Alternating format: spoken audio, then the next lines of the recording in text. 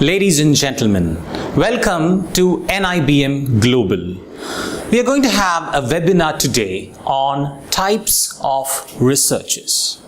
When it comes to the parlance of research, it's important that you understand what are the different types of researches out there. When you refer different books, you find there are different ways in which researches are classified. Some say about empirical, some say about descriptive. So there are different ways and different types in which researches are classified. I would like to give a small sneak peek into the different types of researches.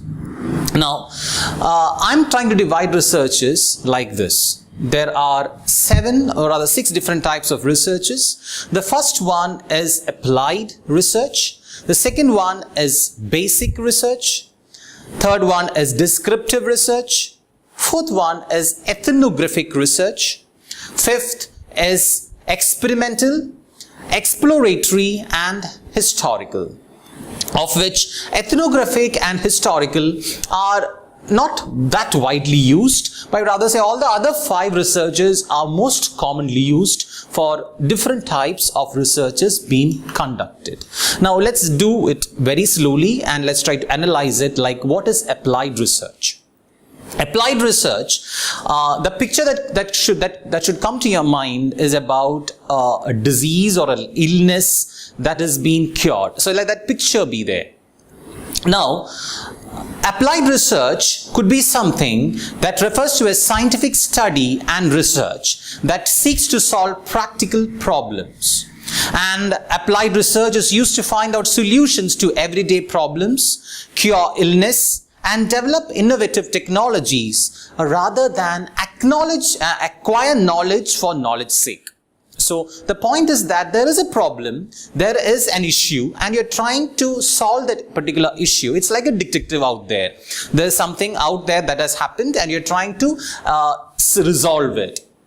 So, for example, applied research may investigate the ways to improve agricultural crop production, treat or cure a specific disease, improve the energy efficiency of the home, office, lighting, electricity bill, cut down the electricity, all that thing. So the point is that there is a particular problem out there and you're trying to resolve the problem. The next type of research is the basic research. Now, the basic research is also known as fundamental research or pure research. Now, the research is driven by a scientist's curiosity or interest in a scientific question.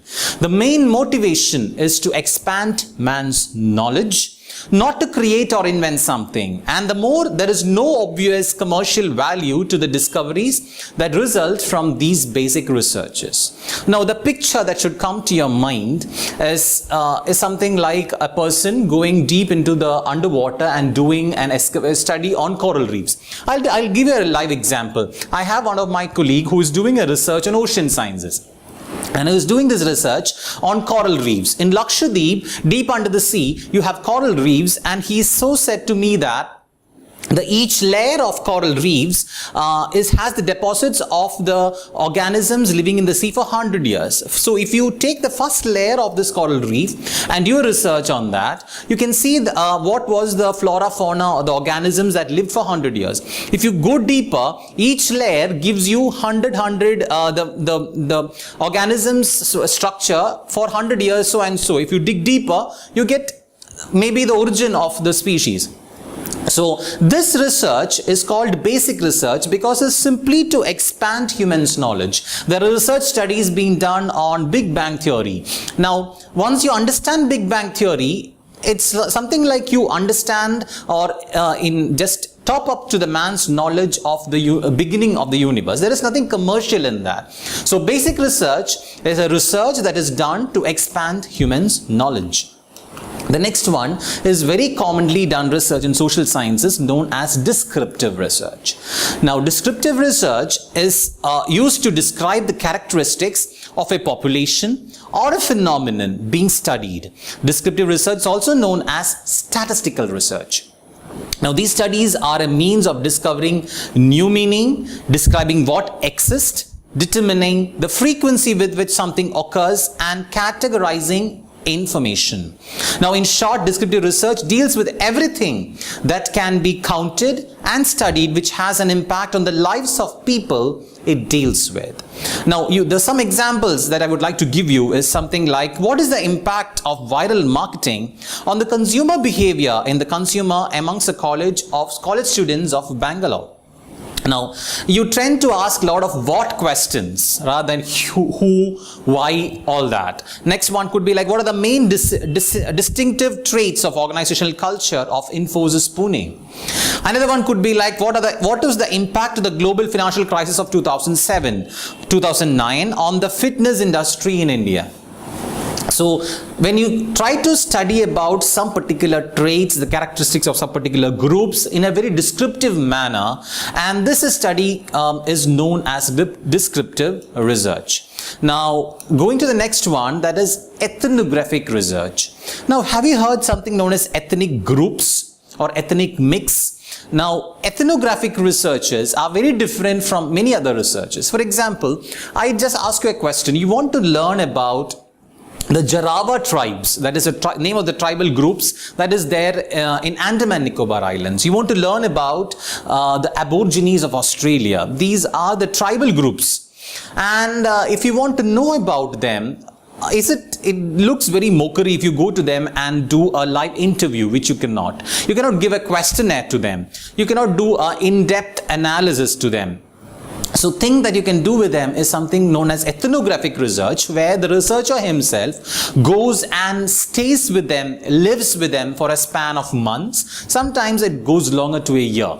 And that is how you try to understand how they behave, how they belong, and how they be with themselves as well as how they mingle with others.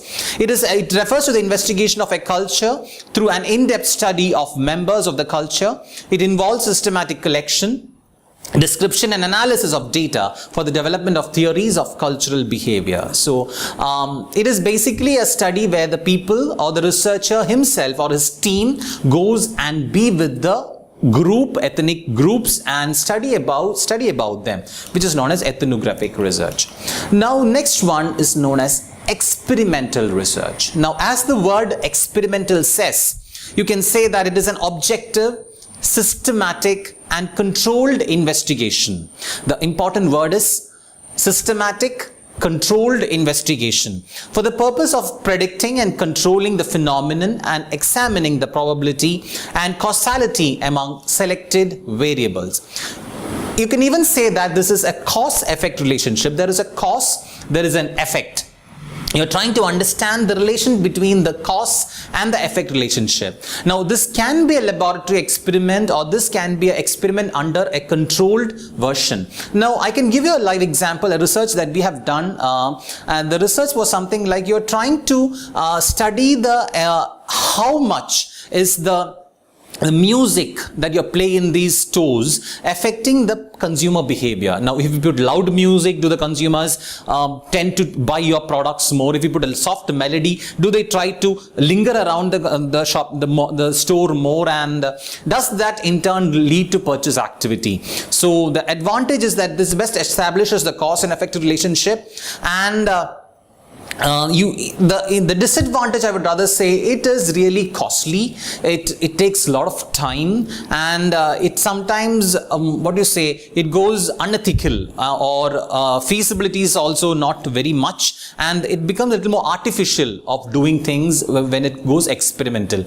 But if you do the experimental research in a very concise manner, as per the policies, as per the books of rules and regulations, then it's going to be one of the most effective research in the entire segment of researches. Next one is exploratory research.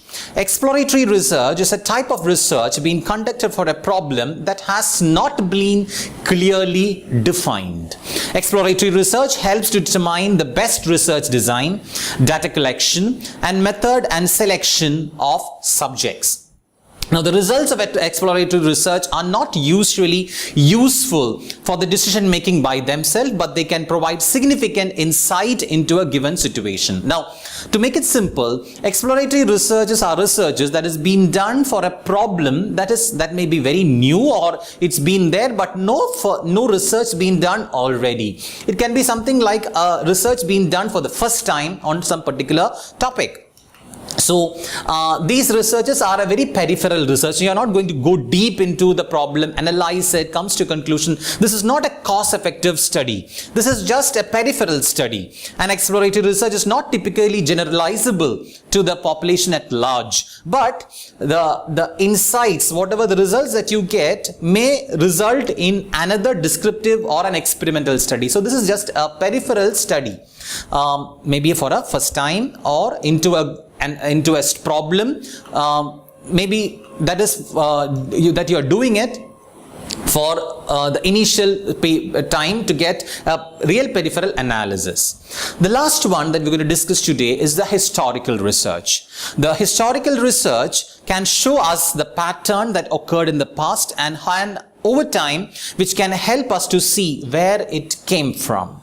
Understanding this can add perspective on how we can current events and educational practices. Now, historical researches are done on historical things that occurred long past. The steps involved in the conduct of historical research could be something like identification of the research topic, data collection, evaluation, data synthesis, and report preparation.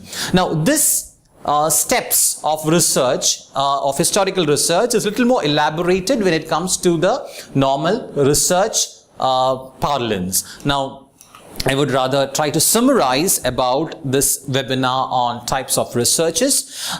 We discussed today about 7 different types of researches. The first one is called applied research, where there is a reason for doing a research. You are trying to do a research because there is an illness, or you want to do it because there is some problem and you're trying to solve the problem or bring out new initiatives for the problem. Next one is the basic research, where we spoke the example of coral reefs and the Big Bang theory. We are trying to expand humans' knowledge. The next one is the descriptive research.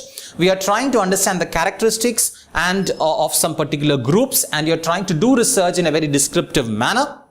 The next one is ethnographic research, where we spoke about how ethnic groups are being studied by being and moving along with them, where the researcher and his team has to be with them.